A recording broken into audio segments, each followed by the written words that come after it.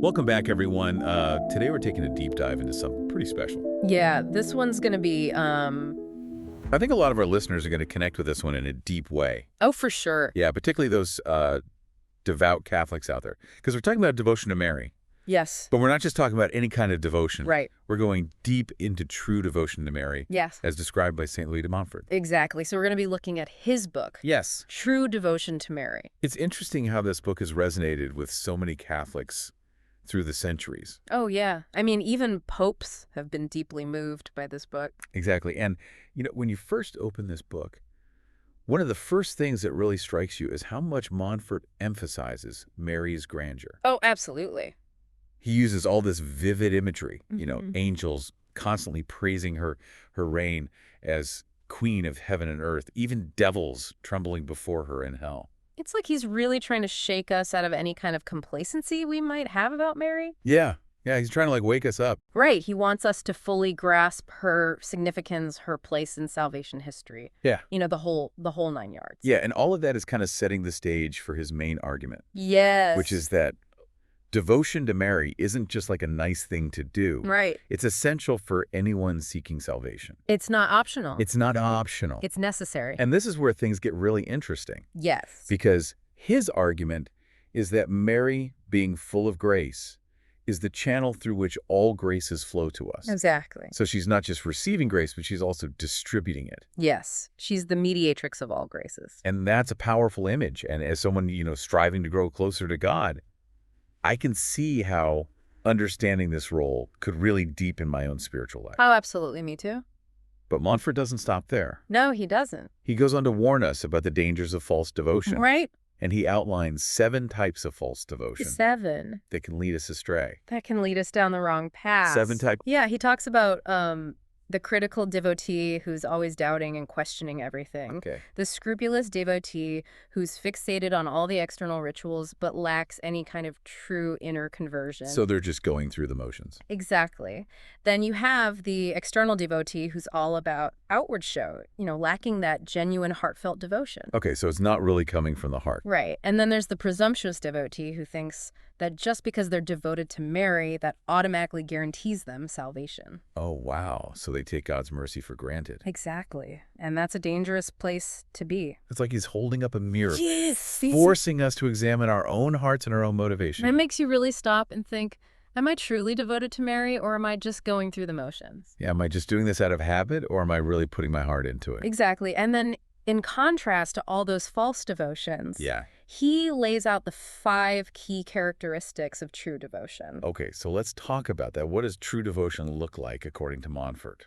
Well, he describes it as being interior, tender, holy, constant, and disinterested. So it's more than just outward actions. Oh, much more. It's about a true change of heart. It's about cultivating a genuine relationship with Mary. One that goes beyond just reciting prayers or performing rituals. Precisely, it's about allowing her to shape our hearts. And guide us closer to her Right. son. Yes. And this is where things get really interesting. Yes. Because he introduces this idea of consecrating ourselves to Jesus through Mary. Right. And this is really at the heart of his whole approach. It's a deepening of our baptismal vows. But this time with Mary as our guide and our intercessor. Exactly. And he even lays out this 33-day preparation process in the book. 33 days, that sounds like a serious commitment. It's not for the faint of heart. So there must be some pretty powerful motives for taking on such a challenge. Oh, absolutely. What does he say about why we should do this? Well, he points to Jesus himself as the ultimate example. Okay. He reminds us that Jesus lived in complete submission to Mary for 30 years. So if we want to truly imitate Christ, then following his example of filial devotion to Mary is essential. That makes sense. If it was good enough for Jesus, it's probably good enough for us. Right. But I'm also curious about the effects. Yes. What happens to our souls when we embrace this true devotion to Mary? He describes a profound transformation. Does he give any specific examples? He does. He talks about people like Blessed Marino, Okay. who consecrated himself to Mary as a slave and was rewarded with visions and the promise of paradise. Wow, so it's not just about feeling good or, doing the right thing. No, it's about a real, tangible change in our hearts and souls. It's about becoming more like Christ through Mary's intercession. Exactly. This is already incredibly insightful. I Yeah. feel like we're just scratching the surface of what Montfort has to offer. Oh, we are just getting started. But I'm also curious about the practical side of things. Mm-hmm. What does this true devotion look like in our everyday life? That's a great question, and that's where we'll pick up next time. Okay, so stay tuned because we're going to dive into the concrete practices and the daily habits that flow from this profound form of Marian devotion. It's going to be good. All right, see you next time. Welcome back. So last time we were really getting into St. Louis de Montfort's concept of true devotion to Mary. Yes, a very rich topic. And we talked about a lot of things, like the importance of Marian devotion for salvation, Right. the dangers of false devotion, All those pitfalls we can fall into. and even the idea of consecrating ourselves to Jesus through Mary. That's a big one. It's a lot to take in, Oh, yeah. but it's so insightful. It really is. And one of the things that we touched on last time that really stood out to me Yes. was Mary's role as mediatrix. Right. That idea of her being a bridge between us and Jesus. That conduit of grace. But I'm still trying to wrap my head around how that works. Okay. Does Montfort give any concrete examples to help illustrate this concept? He does, and this one is fascinating. Okay. He uses the biblical story of Jacob receiving Isaac's blessing through the intervention of his mother, Rebekah.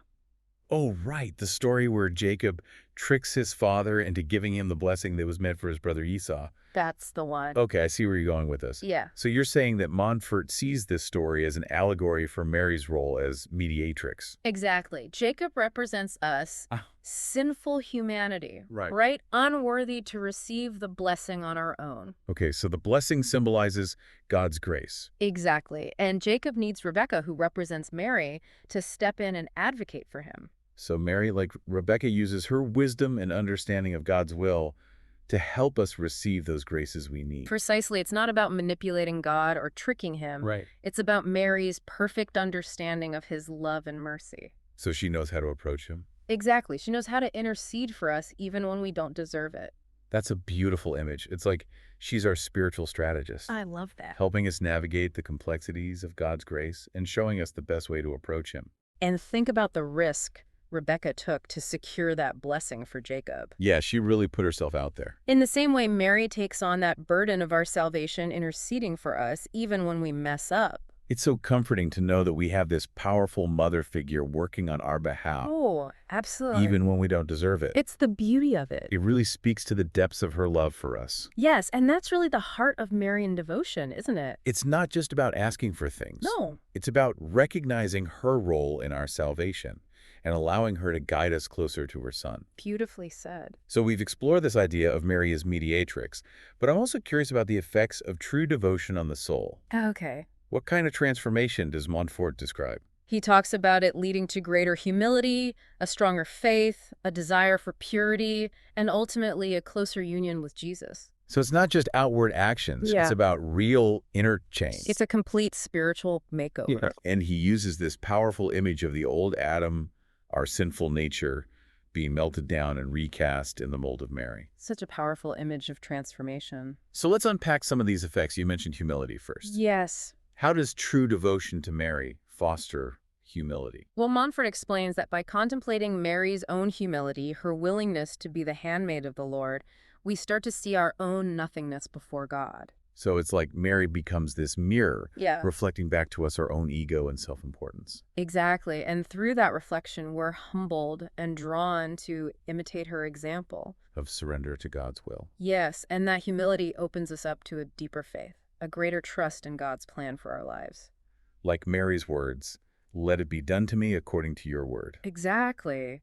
That's the kind of radical trust Montfort encourages us to cultivate. It's a faith that goes beyond logic or understanding, A faith that embraces those mysteries of God's plan. even when we don't fully grasp them. Yes, and then there's the effect on purity. Montfort highlights Mary's immaculate conception, her freedom from sin from the very beginning, as a model for us. So he sees her as this perfect vessel of God's grace. Exactly, and he believes that by drawing closer to her, we too can be purified and sanctified.